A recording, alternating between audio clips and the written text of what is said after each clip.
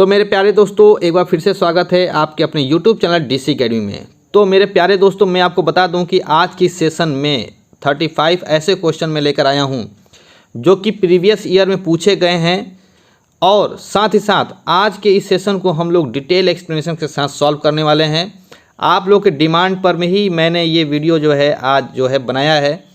और इसमें ख़ास बात ये है कि आप चाहे किसी भी एग्ज़ाम की प्रिपरेशन कर रहे हो, चाहे SSC हो, चाहे बैंक हो, चाहे आपका हाई कोर्ट हो, ये सबके लिए इम्पॉर्टेंट है। क्योंकि मैंने जो तरीका आपको बताया है, जो तरीका मैं आपको बताऊंगा कि कैसे क्वेश्चन को यहाँ पर हम सॉल्व करते हैं, कैसे हम उसको जो है सही आंसर पर जाकर के पहुँचते हैं, कैसे उसकी हिंदी मीनिंग निकाल करके हम उसको सॉल्व करते हैं, इन सब के बारे में आपको मैं आज बताऊँगा।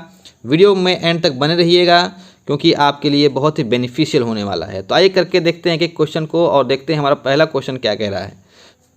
फर्स्ट सेंटेंस लिखा है, we should abide to the promise that we make. Abide के साथ मैं बता दूं, अबाइड के साथ हमेशा होता है बाई का यूज़।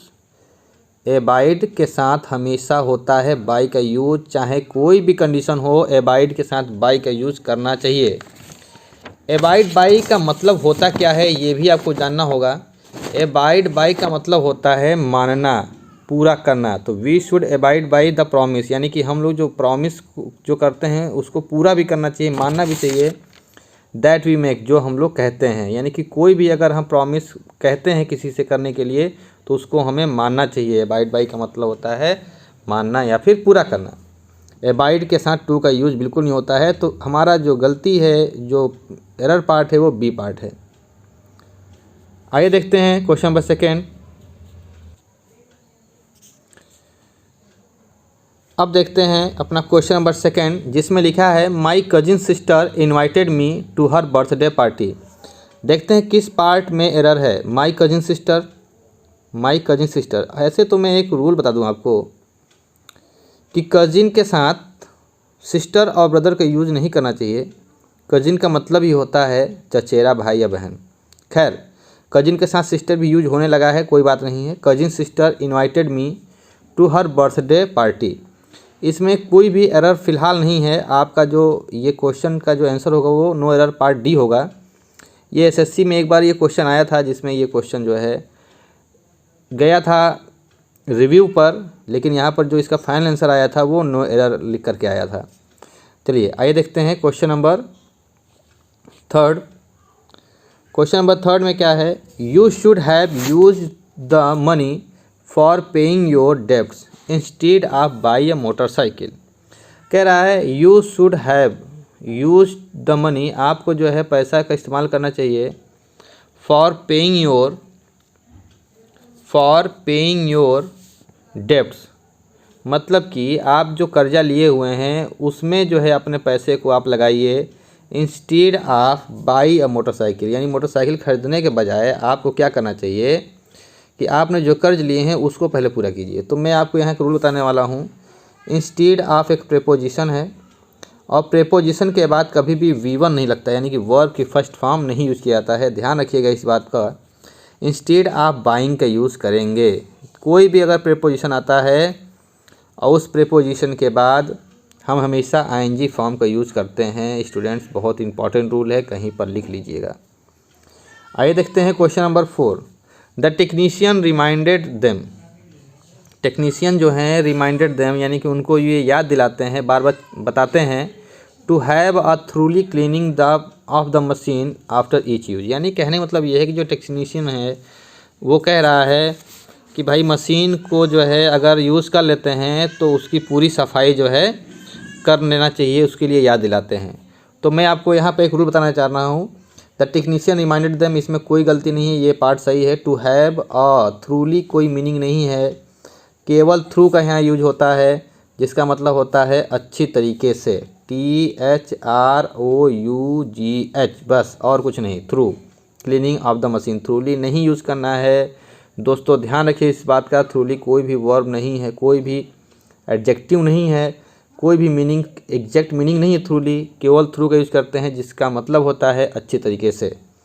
क्वेश्चन नंबर 5 की बात कर लें। The company using influence to persuade people to buy its refrigerator, यानी जो कंपनी जो है लोगों को जो है ये समझा रही है कि अपना रेफ्रिजरेटर खरीदने के लिए उनको राज़ी करने के लिए प्रभाव का उपयोग कर रही है, मतलब चाह रही है कि उसके ऊपर जो है एक अच्छा प्रभाव आए। तो इस पार्ट में देखना है कि किस पार्ट में गलती है। तो मुझे नहीं लग रहा है कि इसमें किसी पार्ट में गलती होगी, क्योंकि द कंपनी यूजिंग इन्फ्लुएंस कर रही है to persuade people to buy its refrigerator. बिल्कुल सही है, कोई एरर पार्ट में नहीं है, इसलिए ऑप्शन नंबर डी हो जाएगा। ठीक है ना। और देखते हैं हमारा जो इसका 6 क्वेश्चन है, जो कि लास्ट है। आई केम टू स्कूल, मैं स्कूल आया eight the same usual time. देखिए कि क्या सेंटेंस है, मैं बता दूं आपसे, बहुत अच्छा सेंटेंस है।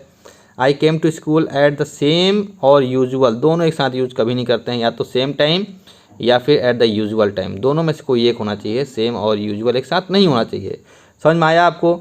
ये 6 सेंटेंस एसएससी कोई भी अगर आप तैयारी कर रहे हो, हाई कोर्ट की तैयारी कर रहे हो या बैंकिंग तैयारी कर रहे हो, किसी भी एग्ज़ाम के लिए इम्पॉर्टेंट है। फ़िलहाल आपका जो आगामी एग्ज़ाम है उसके लिए ये काफ़ी बेनिफिशियल रहेगा। मैं ऐसे ऐसे वीडियो और भी लाऊंगा जो कि आपके लिए बहुत इंपॉर्टेंट होंगी, इसलिए वीडियो को लाइक और शेयर ज़रूर करिएगा अपने दोस्तों के साथ। चलिए आगे देखते हैं, वीडियो एंड नहीं हो रही है। आइए देखते हैं अब आगे क्वेश्चन क्या कह रहे हैं। तो देखिए मैं बता दूं, जो क्वेश्चन नंबर 7 से लेकर के 11 तक है उसमें कह रहा है कि आपके सामने 4 ऑप्शन दिए हैं, इसमें वर्ब या फिर प्रपोजिशन फिर एडवर्ब किसी भी चीज़ की गलती होगी जिसको आप सही आंसर आपको फिल करना है। तो आइए देखते हैं question number 7। The car broke down and we get a taxi. देखिए सबसे पहले बात तो ब्रोक डाउन मीन्स क्या होता है, ख़राब हो जाना। कार ख़राब हो गई, बिगड़ गई, एंड और क्या हुआ, वी। अब देखिए ब्रोक क्या है, V2 है, पास्ट का टेंस है, तो वर टू, ना, आर टू, ना, हैव टू बिल्कुल नहीं होगा, हैड टू का यूज होगा। तो हम लोग को एक टैक्सी करनी पड़ी, यानी कि हमको टैक्सी लेनी पड़ी। जब हमारी कार ख़राब होगी तो हमको टैक्सी से ही जाना पड़ेगा। तो we had to get a taxi, past tense था, इसलिए हमने हैड टू का यूज़ कर लिया यहाँ पर। 7 के बाद 8 नंबर देखिए, अवर रिच कल्चर इंस्पायर्स।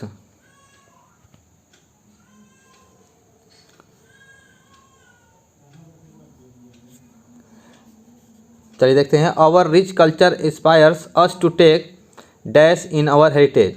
देखिए आवर रिच कल्चर जो हमारी समृद्ध संस्कृति जो है ना, हमें अपनी विरासत पर गर्व करने के लिए प्रेरित करती है। हमें अपने विरासत पर गर्व करने के लिए प्रेरित करती है, गर्व करने के लिए, यानी कि प्राइड। तो हमारा जो ऑप्शन नंबर प्राइड होगा वो बिल्कुल सही आंसर होगा इसका।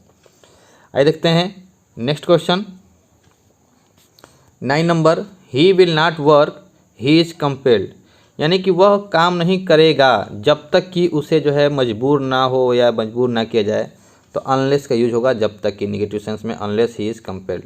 आसान क्वेश्चन होते हैं, अगर आप इसकी मीनिंग समझ लेते हैं तो भी आपके लिए, तभी आपके लिए आसान हो जाता है। इसलिए मैं कहूँगा आपसे कि सेंटेंस को करने के लिए उसके एक्सप्लेनेशन करना बहुत ही ज़रूरी है। और मेरा ये वीडियो उन्हीं स्टूडेंट्स के लिए है जिनको एक्सप्लेनेशन करने में दिक्कत होती है या इंग्लिश के क्वेश्चन छोड़ देते हैं, उनका छूट जाता है। ऐसे स्टूडेंट्स के लिए मैंने ये वीडियो ही बनाया है। The teacher said disappointedly. Teacher बहुत निराश होकर के उन्होंने ये बात कहा कि there is dash in my class who can solve this problem. कौन है, या मतलब यहाँ पर कोई ऐसा भी स्टूडेंट नहीं है जो इस प्रॉब्लम को सॉल्व कर सकता है, उन्होंने निराश होकर कहा।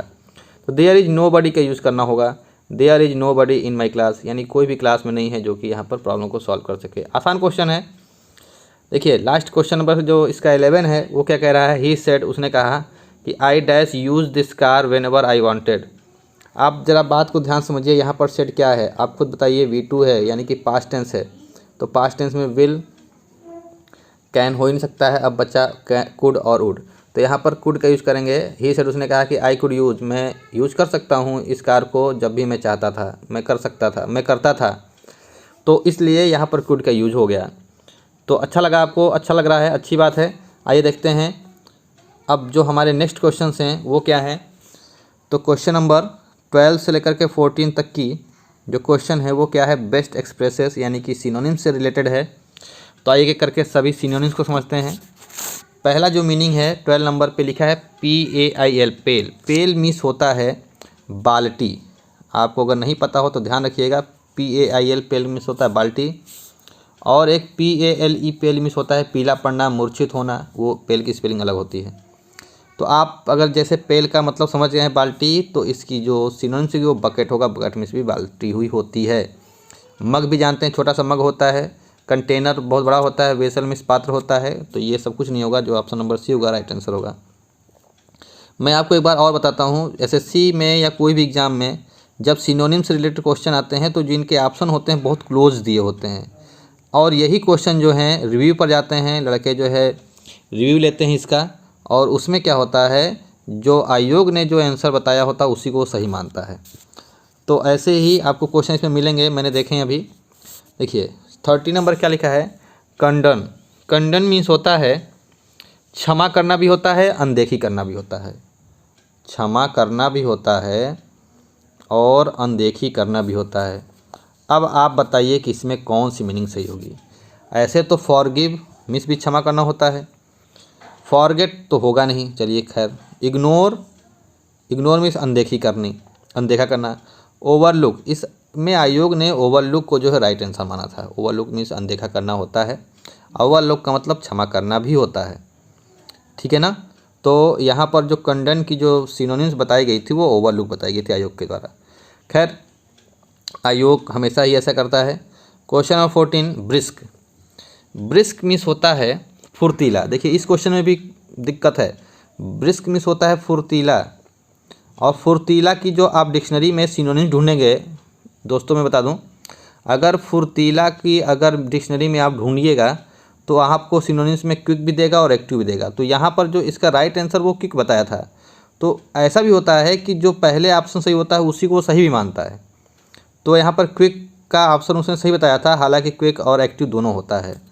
चलिए कोई बात नहीं, आयोग का क्वेश्चन है भाई, आयोग जो कहेगा वही मानना पड़ेगा। चलिए अब देखते हैं क्वेश्चन नंबर 15 में क्या है। 15 और 16 और 17 एक हमारा ये क्वेश्चन अपोजिट का है। तो अपोजिट में 15 नंबर लिखा है डायलेट। डायलेट मीन्स होता है बढ़ना। डायलेट मीन्स क्या होता है, बढ़ना, ठीक। डायलेट मीन्स क्या होता है, बढ़ना। अब बढ़ना यानी कि फैलना, इनलार्ज होना। और जो मीनिंग दिया है कंट्रैक्ट, कंट्रैक्ट मीन्स होता है सिकुड़ना। क्या होता है, सिकुड़ना। तो आपका सिनोनिम जो होगा वो, एंटोनिम जो होगा वो, अपोजिट जो होगा वो कंट्रैक्ट हो जाएगा। और क्वेश्चन नंबर 16 की बात कर लें, पब्लिसाइज। पब्लिसाइज मीन्स होता है प्रचार करना। पब्लिसाइज मीन्स होता है प्रचार करना। और हमारा जो डी मीनिंग दिया है विथ होल्ड। विथ होल्ड का मतलब होता है रोक कर लगना, रोक कर रखना, या फिर रोक कर रखना या फिर उसका प्रचार ना करना, ठीक है ना। रोक कर रखना या फिर प्रचार ना करना, ठीक है ना, छिपा कर रखना। और जो 17 नंबर है वो लिखा है इनक्वेस्टिव। इनक्वेस्टिव का मतलब होता है जिज्ञासु। क्या होता है, जिज्ञासु। तो जिज्ञासु जो हमारा है, इसका जो जिज्ञासु यानी कि जो क्यूरियस होते हैं उनको जिज्ञासु बोलते हैं। तो इसका एंटोनिम्स बताना है।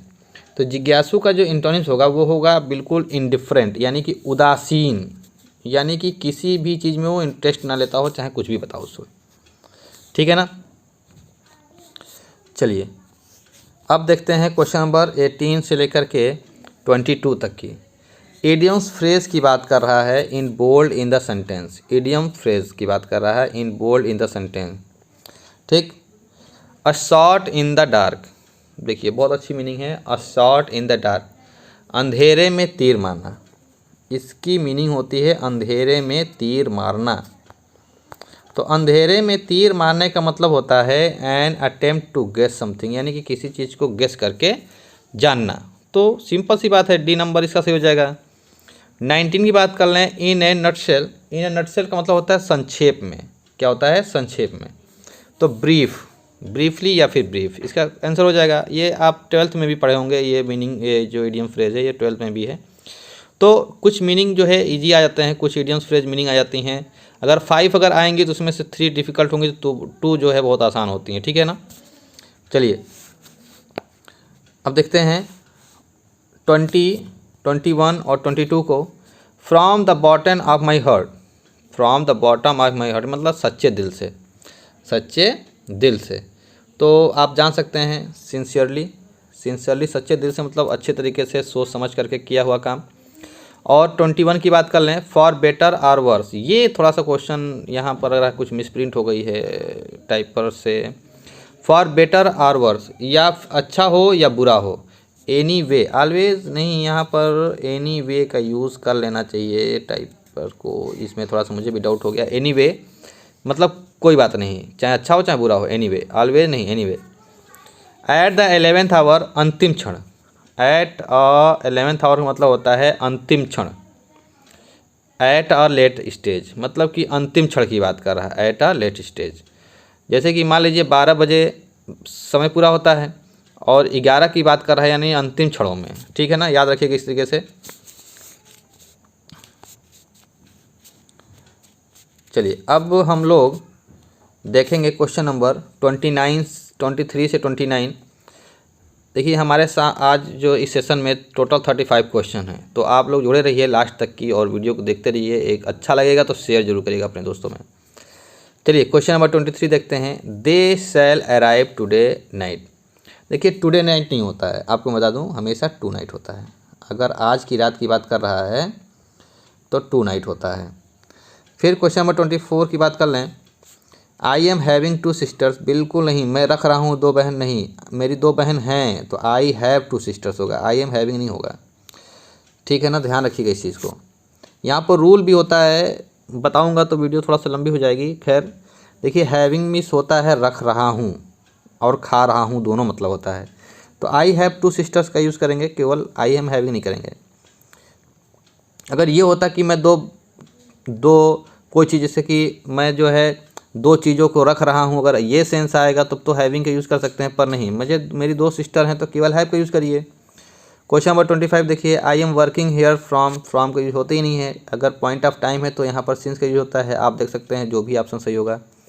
और आई एम नहीं होगा, बिल्कुल नहीं होगा। I have been working here since, यानी फर्स्ट ऑप्शन सही होगा। माई सेल्फ राजेश मेहता, बिल्कुल गलत। अगर हम इंट्रोडक्शन दे रहे हैं माई सेल्फ राजेश मेहता या माई सेल्फ सुनील गुप्ता, कुछ भी अगर आप कह रहे हैं माई सेल्फ से, तो गलत होता है।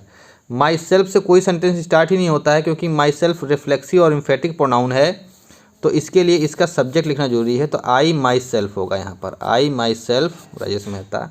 तो यहाँ पर आई का यूज़ नहीं है, यहाँ पर कोई सेंटेंस नहीं दिया है, तो यहाँ पर क्या होगा, आई एम राजेश मेहता, यानी फिर आपको कहना पड़ेगा आई एम राजेश मेहता। तो इसलिए जो ऑप्शन नंबर सी होगा इसका राइट आंसर हो जाएगा। चलिए अब देखते हैं हम लोग question number 27, 28, 29। The qualities which have supported Tilak and given him. देखिए सबसे अच्छी बात मैं बता दूं आपको, the qualities which have supported Tilak and given him his hard earned in Indian politics. देखिए यहाँ पर हमें सबसे पहले चीज़ देखना है कि इसमें गलती क्या है, गिवन के जगह पे क्या होना चाहिए। सीधी सी बात, जो हमारा मेन पॉइंट है उसकी हम बात कर लें कि यहाँ पर गिवन की जगह पे क्या होना चाहिए। पहली बात देखिए कि सेंटेंस किस में है। सेंटेंस आपका हैव लिखा है, सपोर्टेड लिखा है, बिल्कुल सही है। अब गिवन क्या है, ये V3 है और वर्ब की थर्ड फॉर्म कभी भी बिना हेल्पिंग वर्ब के नहीं आती है, ये बात आपको पता होना चाहिए। कभी भी जो गिवन मतलब कि वर्ब की थर्ड फॉर्म है बिना हेल्पिंग वर्ब के नहीं आना चाहिए, यानी कि यहाँ पर वर्ब की सेकेंड फॉर्म का अगर यूज़ कर देंगे तो सही है, क्योंकि वर्ब की सेकेंड फॉर्म बिना हेल्पिंग वर्ब के आती है, तो गैप जो हो जाएगा राइट आंसर हो जाएगा। क्वेश्चन नंबर 28 की बात कर लें। Have you taken your breakfast, तो हैव के साथ टेकन लगेगा और यहाँ पर थोड़ा सा क्वेश्चन मार्क लगा लेंगे, और कोई गलती नहीं लग रहा मुझे, और गलती तो नहीं होनी चाहिए। खैर क्वेश्चन मार्क की कोई गलती होती नहीं है, तो चलिए नो इम्प्रूवमेंट में कर देंगे। 29 की बात कर लें तो you can't get good marks unless you don't. देखिए अनलेस का साथ निगेटिव यूज़ नहीं करते हैं, तो अनलेस यू वर्क हार्ड हो जाएगा, ठीक है ना। तो देखते हैं गलती क्या है, अनलेस यू डोंट में ही गलती है, until you don't work hard हो जाएगा, बिल्कुल सही, अनटिल हो जाएगा, अनलेस यू मतलब इसमें होगा क्या इसकी जगह पे, तो इसके जगह अगर सही कहें तो 29 में हमारा बी ऑप्शन सही होगा। स्टूडेंट्स ध्यान से समझिएगा इस चीज़ को, you can't get good marks, तुम अच्छे नंबर नहीं पा सकते हो अनलेस यू वर्क हार्ड, केवल अनलेस यू होगा, यहाँ पर डोंट गलत लिखा हुआ है, तो अनलेस यू होगा। ध्यान से करिएगा, गलती हो जाती है कभी कभी ओवर कॉन्फिडेंस में। चलिए अब हम लोग देखते हैं क्वेश्चन नंबर 30, 31, 32, 34। तो इस क्वेश्चन में क्या है कि आपको वन वर्ड सब्स्टिट्यूशन के लिए ऑप्शन दिया गया है। तो फर्स्ट सेंटेंस जो इसका लिखा है, government of the people, by the people and for the people, यानी कि भारत जो गवर्नमेंट लोगों का जो गवर्नमेंट होता है, अरे प्रजातंत्र भाई, डेमोक्रेसी, प्रजातंत्र है इसका सही आंसर, ज़्यादा कुछ इसमें समझने की जरूरत नहीं है। ऑटोक्रेसी की बात कर लें तो ऑटोक्रेसी में होता है तानाशाही, निरंकुश शासी। प्लूटोक्रेसी ये होता है, प्लूटोक्रेसी धनी लोगों का जो तंत्र होता है वो होता है। और एरिस्टोक्रेसी में होता है अभिजात वर्ग का जो समूह होता है, ठीक है ना। 31 की बात कर लें तो इसका जो 30 का जो ऑप्शन होगा वो डी होगा, डेमोक्रेसी होता है। Something that is difficult to believe, कोई चीज़ जो डिफ़िकल्ट हो समझने में उसको कहते हैं, मतलब विश्वास करने में जो मतलब जल्दी विश्वास ना हो तो उसको कहते हैं इनक्रेडिबल, अतुल्य या अविश्वसनीय, ठीक है ना, जिस पर विश्वास करना कठिन हो तो इनक्रेडिबल होता है वो। और अगर 32 की बात कर लें, 32 की, the height of an object above the sea level, यानी कि सी लेवल से ऊंचाई को, मतलब ऊंची ऊपर की दूरी को क्या कहते हैं, तो एल्टीट्यूड कहते हैं। एल्टीट्यूड मीन्स होता है ऊंचाई, एल्टीट्यूड मीन्स क्या होता है, ऊंचाई। सर्टिट्यूड, सर्टिट्यूड मीन्स होता है निश्चितता। लॉन्गिट्यूड मीन्स होता है देशांतर, तो देशांतर तो बिल्कुल नहीं होगा, तो ऑप्शन नंबर यही सही होगा। और लैटिट्यूड मीन्स होता है अक्षांश, तो अल्टीट्यूड मीन्स होता है ऊंचाई, इसको ध्यान रखिएगा। Question number 33, group of people living together in the same locality, यानी कि ग्रुप ऑफ पीपुल, लोगों का group, living together in the same locality, जो एक ही लोकेलिटी में रहते हैं तो भाई नेबरहुड कहते हैं, पड़ोस, है ना। क्राउड मीन्स भीड़ होता है, पब्लिक मीन्स लोग होता है, कम्युनिटी में समुदाय होता है, तो ऑप्शन नंबर 20 का ए ऑप्शन जो है सही हो जाएगा। चलिए अब देखते हैं हम लोग क्वेश्चन नंबर 34 और 35, आज के last 2 question. In the following question there are 4 different words, में देखिए इसमें करेक्टली स्पेल्ड वर्ड ढूंढना है। रेस्टोरेंट की ये स्पेलिंग गलत है, आप समझ सकते हैं, रेस्टोरेंट ये भी गलत है, ये आपका जो है सही आप आंसर दिया है। रेस्टोरेंट का जो ऑप्शन नंबर डी होगा ये राइट आंसर दिया है, RESTAURENT।